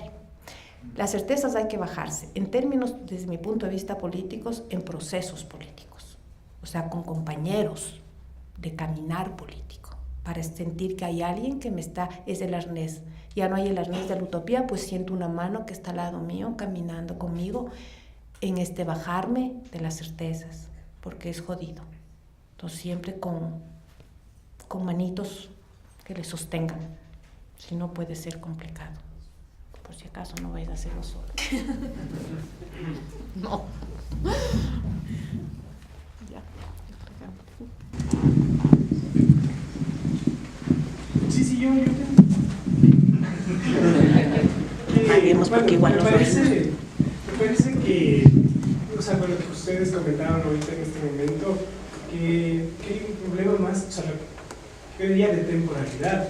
Pensaba mucho en la cuestión de 1984, cuando, por ejemplo, la reducción del lenguaje como una forma de dominio. Ahora pensaría esto y lo trasladado al tiempo, ¿no? Por ejemplo, es muy común que las personas digan, me falta tiempo. Y que incluso esto se bombardea incluso a las cuestiones de pensamiento crítico, las cuestiones de ciencias humanas, porque por el mismo hecho de que vivimos la época de consumo, ya no de material, sino de información, de las cuestiones virtuales, entonces uno tiene que empaparse de todo, ¿no? Y por ejemplo, este tiempo que se reduce, que uno dice, no me alcanza el día para las cosas que tengo que hacer, ¿no? Porque estamos bombardeados de tantas cosas, de tanto que hay que conocer, incluso desde la filosofía, desde las ciencias humanas. La teoría crítica, ¿cómo entraría en cómo puede rescatarse la teoría crítica, en cambio, desde esta cuestión de la temporalidad, ¿no? Si asumimos que el hecho de leer textos, de tener un aprendizaje, un conocimiento, implica un tiempo prolongado. Entonces, justamente cuando usted hablaba, Natalia, de las informaciones, de las cosas que no nos afectan, es porque uno pasa de una información a otra, ¿no? O sea, yo veo lo de Siria y después veo los perritos en la calle y después veo las personas que, por ejemplo, la reprimenda que hay ahorita en Chile por los estudiantes universitarios. O sea, tengo esta información, no la proceso, no puedo asimilarla desde mi subjetividad y paso a otra información. Entonces tiempo se reduce como dice Yu Chun Han, son entre actos, ¿no? Estas cuestiones del proyecto, del sujeto, y por lo tanto la libertad se ve consumida en estos treactos. Entonces la teoría crítica, ¿cómo puede crearse este espacio, esta espacialidad, por lo tanto, esta temporalidad extensa, para poder nuevamente reasignarse o introducirse otra vez? Que lo que pasa es que el mundo mercantil y más digitalizado lo que hace es fragmentarte la vida, es decir, romperte lo que se llama la cadena significante y hacer colapsar el sentido. Eso es lo que... Entonces vives atomizado, ¿no? Esa es la masa, o sea, puedes verla desde muchas partes. Y eso ya planteaba Frankfurt con la industria cultural. Por ejemplo, Frankfurt tiene trabajos, y Humberto Eco también, sobre la forma de las noticias. Y son procesos de despolitización, de conformismo y de sensibilización, por lo que tú dices. Si ves aquí una imagen de unos niños sirios muriendo y acá luego ves la propaganda, la chica desnuda en el carro, y después otra vez al señor, el señor que da las noticias, ¿cómo es? El que eterno nuestro, el que se llama, el Alfonso colgado así, o sea, y pasas así. Entonces, claro, no tienes, o sea, no es historia, ¿sí? O sea, lo que colapsó es el sentido como relato. ¿Sí? Eso es el mundo posmoderno y el mundo de la digitalización. Entonces, una tarea entre muchas, que es la teoría crítica, es reconstruir relatos, que es reconstruir destino, porque estamos rotos de sentido. No sé si ustedes experimentan eso, estamos rotos de sentido. Es el tiempo fragmentado de la producción de la línea de fábrica. Es esto, yo me dedico solo a hacer este tornillo. Por eso es cuando Pamela habla de lo colaborativo, eso supone tratar de superar esta fragmentación, como el director hace esto, el otro hace, ¿no? Sino construir, el sentido es construir cadenas de significación, eso es lo que no existe. Entonces, más o menos es el relato de tu vida, el relato de tu grupo, el relato, destino, proyecto, proyección, no existe. Y claro, mire el Twitter, por ejemplo, es que yo tengo, pero no uso porque... más le puedo al Facebook, es más de mi época. Es una cosa de locos, te puede volver esquizofrénico. ¿Cómo puedes ubicar algo ahí? Entonces, ¿cómo se logra romper esto? Es bien difícil, yo voy a decirlo así, no es fácil. Y reconstruir relato no lo haces de forma individual. No hay cómo reconstruir relato de forma individual, lo tienes que hacer de forma colectiva. No hay otra manera. Y eso es volver al cara a cara, creo yo. Puede ser que me equivoque, pero ¿cómo rompes la fragmentación? Hay un señor que se llama Jameson, Frederick Jameson, inglés, que él dice que justamente estamos naufragando en un mar de significantes sueltos. Un mar de significantes que se presenta como una especie de bosque oscuro, donde tú no... ¿Qué haces en un bosque oscuro así? Entonces él dice, tienes que generar cartografías propias, que es la construcción de sentido. Y esos son propósitos. Yo a los chicos les he de decir, a ver, ¿ustedes qué quieren hacer en la vida? Nada, dice.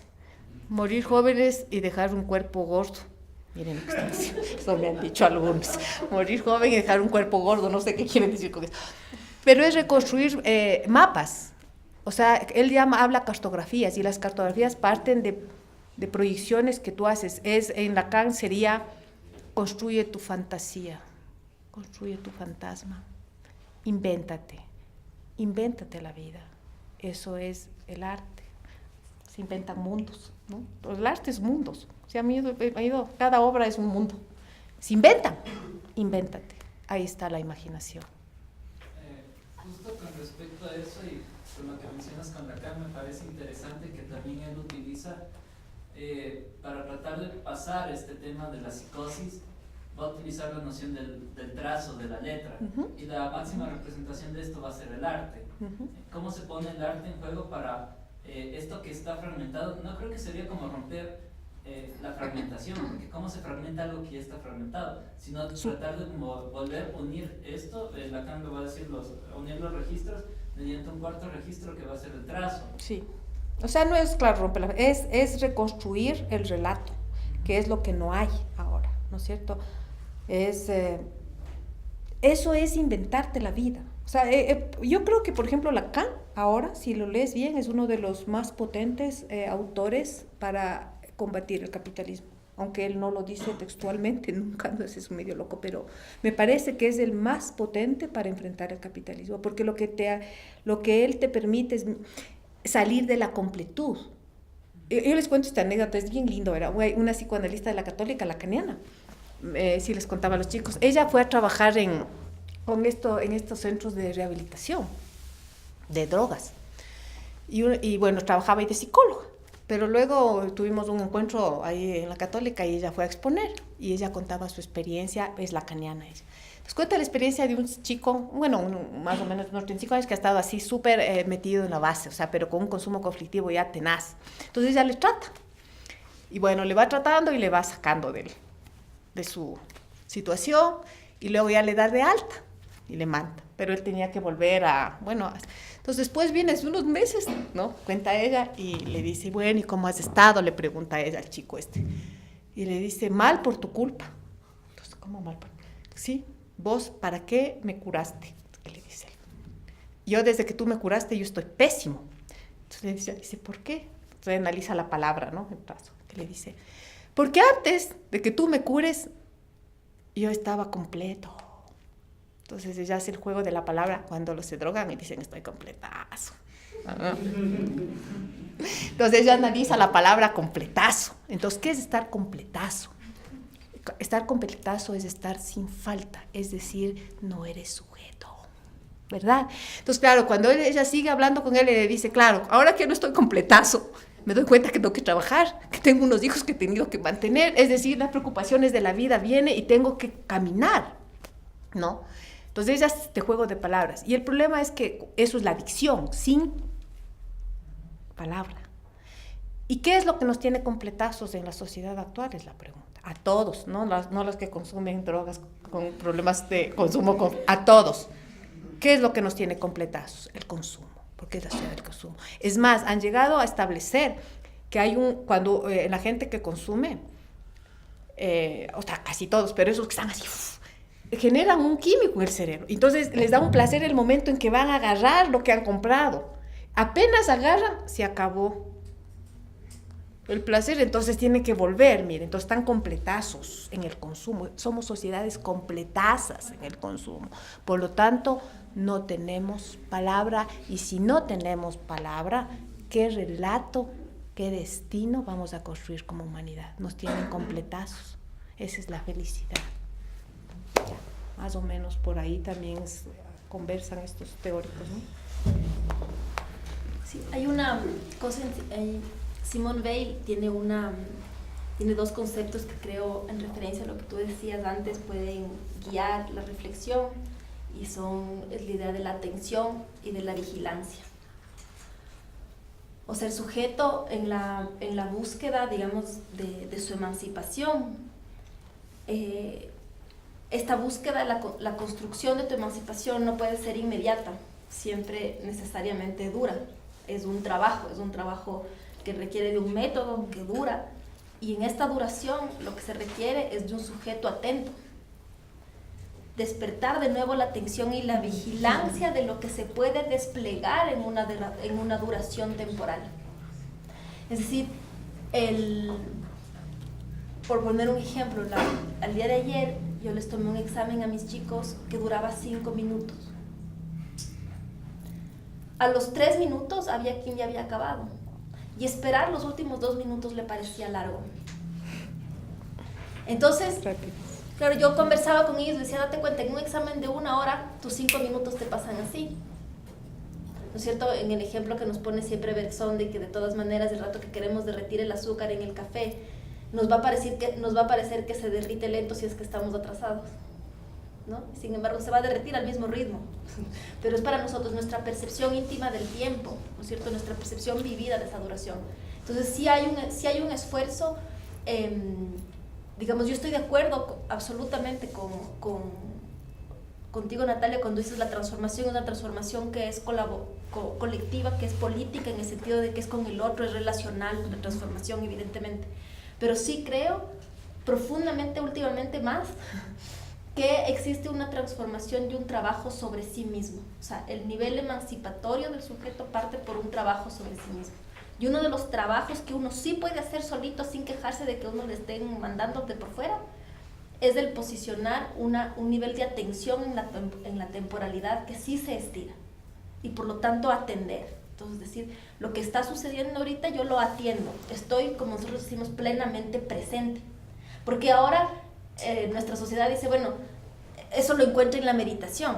En la meditación los lunes, miércoles y viernes de 4:30 a 5:30. En el yoga. En el yoga. ¿No? En el yoga rápidamente, no. Sí, o sea, hablo de una meditación personal en la que esta atención a lo que estoy haciendo, lo que llamamos, ¿no es cierto?, la atención en el movimiento pleno. Voy a abrir una puerta y puedo hacer el ejercicio de que este movimiento, yo tener la percepción de cuánto tiempo está durando, qué es exactamente lo que estoy haciendo. Esa toma de conciencia va regresándonos a nosotros en una actitud que posibilita la contemplación, porque es que sin contemplación y sin atención y sin vigilancia no se puede estructurar una metodología de la acción que podría llegar a ser emancipatoria. O sea, como dicen los compañeros indígenas, para recobrar nuestra cultura. Mira, los indígenas, cuando venían a las tomas de Quito, salíamos los mestizos a recibirles, los mismos de siempre, los 4 de siempre, porque no hay más. Y me acuerdo que una vez estábamos ahí y siempre se ponían en el arbolito, ¿no? Y de ahí a las marchas. Entonces me acuerdo una vez, ellos ya fuimos a la marcha hasta la Plaza Grande, de ahí regresamos y ellos se sentaron, ¿no? Ahí, y sacaron ellos traen siempre cucayo, pues, ¿no? O sea, la comidita. Entonces se sientan, y los mestizos así, ¿y dónde vamos? Y ellos nos veían así, ¿no? Y nosotros, ¿y ahora para dónde es la caminata?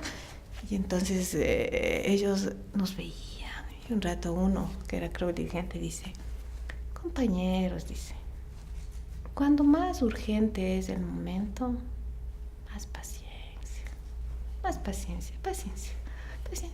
Cuando más urge, más paciencia. Y nos decían, ¿a dónde corren? Y es verdad, y es lo que dices tú, todo el mundo está corriendo. Pero los chicos ya están haciendo la maestría a los 22 años y terminan el doctorado a los 25. Igual tienen que trabajar hasta los 25 para sacar la jubilación. Por eso yo dije, ¿por qué me puse a trabajar tan temprano? Mejor entrar, es decir, ¿a dónde corremos? Que es lo que más o menos dices en otro lenguaje más nuestro, más de nuestra cultura. ¿A dónde corremos? ¿A dónde? ¿No? ¿A dónde nos atrasamos? ¿No? ¿A dónde?